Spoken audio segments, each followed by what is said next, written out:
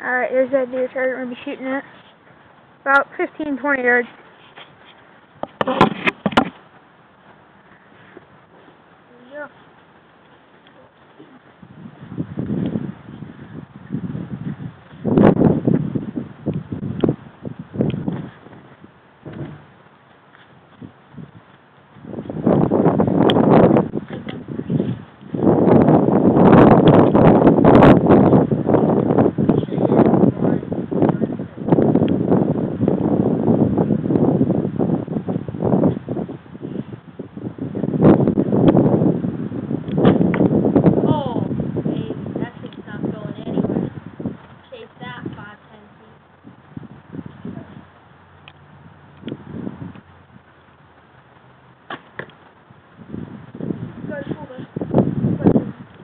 We're shooting with the Diamond Razor Edge compound bow.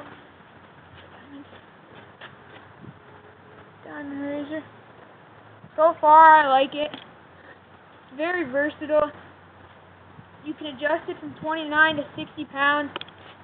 So basically, all the way through when you start shooting till as soon as you grow out of it with a draw line, you can use it too. So we're going to show you a couple more shots here.